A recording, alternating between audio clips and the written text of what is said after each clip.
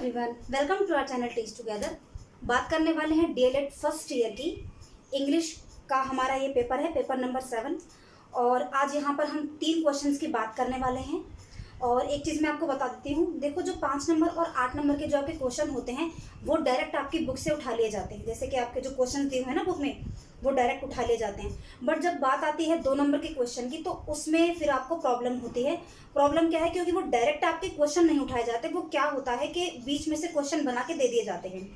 आज कुछ ऐसे ही हम ये जो 2 क्वेश्चन है नीचे के, एक और क्वेश्चन है उसके बाद बात करूँगी, 4 हैं ये लिखने वाली हैं भी। तो वो ये क्वेश्चन कुछ ऐसे ही हैं जो आपके 2-2 मार्क्स में पूछे गए हैं। ठीक है, तो चलिए स्टार्ट करते हैं। देखिए पहला क्वेश्चन क्या है, what do you know about second language. सीधा सीधा आपसे सेकंड लैंग्वेज के बारे में पूछा है। तो देखिए क्या लिखा है learning second language means learning a language that is spoken in the surrounding community, whereas learning a foreign language means learning a language that is not spoken in the surrounding community. Thus, Japanese students in an English class in Japan are learning English as a foreign language. तो पहले इस चीज़ को समझिए क्या लिखा है। देखो क्या लिखा है यहाँ पर, लर्निंग सेकेंड लैंग्वेज मीन्स, यानी कि सेकेंड लैंग्वेज का सीखने का मतलब है learning a language that is spoken in the surrounding community, वो लैंग्वेज जो कि हमारे आसपास बोली जाती है। जबकि वेयर्स यानी कि जबकि learning a foreign language means learning a language that is not spoken in the surrounding community. जबकि फॉरेन लैंग्वेज का मतलब क्या होता है कि वो भाषा जो हमारे आसपास बोली नहीं जाती। यहाँ से आप 2 चीज़ें समझिए। देखिए एक तो होती है जो आपकी नेटिव लैंग्वेज होती है, जो आपके घर में बोली जाती है। जो लैंग्वेज आप अपने घर में यूज़ करते हो, बाहर जाकर आप वो लैंग्वेज यूज़ नहीं करते। ठीक है, और कहीं ना कहीं देखो जो आपके घर में बोली जा रही है वो तो आपको आ ही जाती है। ठीक है, क्योंकि घर में सब बोलते हैं। जबकि जो भाषा आप बाहर बोलते हो उसमें आपको थोड़ा सा काम करना पड़ता है, उसको सीखने के लिए थोड़ा सा आपको एफर्ट करना पड़ता है। तो अगर हम बात करें वो लैंग्वेज जो कि बाहर लोगों के बीच में जो एक मतलब रेगुलर लैंग्वेज होती है, जो कि हम सब इकट्ठे होकर बोलते हैं, जनरली तौर पर जो हमारी हिंदी है। ठीक है, बाहर निकल के हम सब लोग हिंदी का ही यूज़ करते हैं। तो ये एक तरीके से आपकी सेकंड लैंग्वेज हो सकती है। जबकि नेटिव लैंग्वेज अगर हम बात करें तो वो हमारी कोई भी हमारे बंगाली हुई, उड़िया हुई, ठीक है, गुजराती हुई, मराठी हुई, कोई भी लैंग्वेज जो कि हमारी अपनी नेटिव लैंग्वेज होती है, इससे अलग हट करके जो समाज को इकट्ठा कर समाज के बीच में हम जो बोलते हैं वो भाषा हुई आपकी कहीं ना कहीं सेकंड लैंग्वेज। तो देखो लिखा भी यही है, learning second language means learning a language that is spoken in the surrounding community, यानी कि जो आपकी कम्युनिटी में बोली जाती है। Whereas learning a foreign language means learning a language that is not spoken in the surrounding community. जबकि जो फॉरेन लैंग्वेज होती है वो आपके सराउंड में नहीं बोली जाती है, उसको आपको अलग से सीखना पड़ता है। 10 यानी कि इसलिए Japanese student in an English class in Japan are learning English as a foreign language. इसीलिए जब कोई जापानीज इंग्लिश क्लास सीखता है तो हम उसको लिए क्या बोलेंगे कि भी फॉरेन लैंग्वेज वो बोल रहे हैं। तो ऐसे ही हमारे लिए भी ये है, हमारे लिए भी एक फॉरेन लैंग्वेज बन जाती है। ठीक है, फिर क्या लिखा है इसके बाद देखो, इसके बाद ही आपको इसमें एक पॉइंट डालना है, एक्विजिशन एंड लर्निंग। तो क्या लिखा है ये,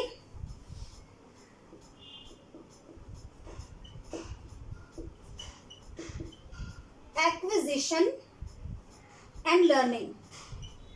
अब इससे आपको सेपरेट भी क्वेश्चन पूछेगा।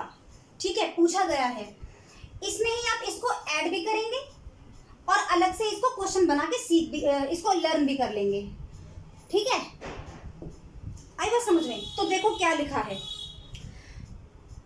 एक्विजिशन एंड लर्निंग क्या है, The term acquisition is used to refer the gradual development of ability in a language by using naturally communicative situation with other who know the language. देखो acquisition का मतलब क्या होता है, किसी भी चीज़ को ग्रहण करना, धीरे धीरे उसको सीख लेना, उसमें आप कोई ज़्यादा एफर्ट नहीं करते। वो होता क्या है, एक्विजिशन का मतलब क्या होता है कि आप किसी ऐसे माहौल में हो, आप ऐसे किसी एनवायरनमेंट हो जहाँ पर कोई एक पर्टिकुलर एक लैंग्वेज बोली जाती है, तो धीरे धीरे आप उस लैंग्वेज से फैमिलियर हो जाते हो और उसको सीख जाते हो। जैसे कि अगर हमारे इंडिया से कोई बाहर जाएगा तो वो लैंग्वेज सीख ही जाएगा, ठीक है। इंग्लिश हमको देखो इतना कुछ करना पड़ रहा है, ग्रामर सीख रहे हैं, ये कर रहे हैं, पता नहीं क्या क्या कर रहे हैं, फिर भी हमको नहीं आ रही है। क्यों? क्योंकि माहौल में नहीं है। अगर कोई व्यक्ति कोई मतलब अगर होता ही है कि अगर कोई इंग्लिश कोई जानता है ना तो हम सोचते हैं कि बड़ा लिटरेट पर्सन है, जबकि अगर आप किसी अनपढ़ व्यक्ति को, किसी इलिटरेट पर्सन को आप कहीं बाहर भेज दो, फॉरेन कंट्री में भेज दो, तो वो 1 से 2 महीने में एकदम उसकी फ्लुएंट इंग्लिश हो जाएगी, ठीक है। ना कोई ग्रामर ना कोई कुछ। तो इस चीज़ को बोला जाता है एक्विजिशन, ठीक है, क्योंकि हम अपने आसपास के माहौल से, अपने एनवायरनमेंट से उस चीज़ को धीरे धीरे ग्रेजुअली समझने लग जाते हैं, सीखने लग जाते हैं। तो देखो क्या लिखा है, फिर से इसको समझो। The term acquisition is used to refer to the gradually development of ability, यानी कि जो एक्विजिशन जो ये टर्म है ये रिफर करता है धीरे धीरे डेवलप होना of ability in a language, यानी कि अपने लैंग्वेज की एबिलिटी को धीरे धीरे डेवलप करना by using it naturally communicative situation. Natural process से बातचीत करके हम उसको सीख रहे हैं विद अदर्स, दूसरों के साथ, हु नो द लैंग्वेज, जो इस भाषा को जानते हैं। क्लियर हुई बात को? फिर क्या है? अच्छा, इसके बाद फिर क्या है? इसके बाद है द ग्रामर ट्रांसलेशन मेथड। तो सीधा क्वेश्चन बन के आता है कि ग्रामर ट्रांसलेशन मेथड क्या है। तो देखिए आप लिखो क्या लिखा है, मैं बोलती हूँ यहाँ से। Grammar translation method is the most traditional approach in the process of second language learning. In this method, the second or foreign language is treated at with any other academic subject. The learner has to memorize a long list of words and grammatical rules. The written language is more emphasized than spoken language. This method has its root in the traditional teaching. तो अब इसका मतलब क्या हुआ? इसका मतलब क्या है मैं आपको 1 by 1 बताती हूँ, सुनिए। Grammar translation method is the most traditional approach in the process of second language learning, यानी कि जो ग्रामर ट्रांसलेशन मेथड है वो एक ट्रेडिशनल अप्रोच है, यानी कि एक पारंपरिक अप्रोच है किसी भी दूसरी भाषा को सीखने की। यानी कि अब हम भी तो वही कर रहे हैं ना। अब आप लोग इंग्लिश सीख रहे हो, हम सब जो इंग्लिश सीख रहे हैं क्या करते हैं? ग्रामर में सबसे पहले भागते हैं। तो यही अप्रोच होती है। क्या है ये? एक ट्रेडिशनल अप्रोच होती है। किसी भी लैंग्वेज को सीखने की सबसे पहले हम क्या करते हैं? उसके ग्रामर बेस में घुसते हैं, ठीक है। In this method the second or foreign language is treated at with any other academic subject. इस मेथड में क्या होता है, जब हम कोई सेकंड लैंग्वेज सीखते हैं तो उसको एक एकेडमिक सब्जेक्ट के तौर पर ट्रीट किया जाता है, यानी कि मतलब वो उसको हम एक सब्जेक्ट बना करके चलते हैं, जैसे कि आपका है, हमारा है, यही तो हो रहा है ना। फिर क्या है? The learner has to memorize a long list of words and grammatical rules. तो जो लर्नर होता है, जो सीखने वाले होते हैं, वो बहुत लंबे लंबे वर्ड्स को मेमोराइज करते हैं, उनको याद करते हैं और बहुत सारे ग्रामेटिकल रूल्स को याद करते हैं, ठीक है। फिर क्या है? The written language is more emphasized emphasised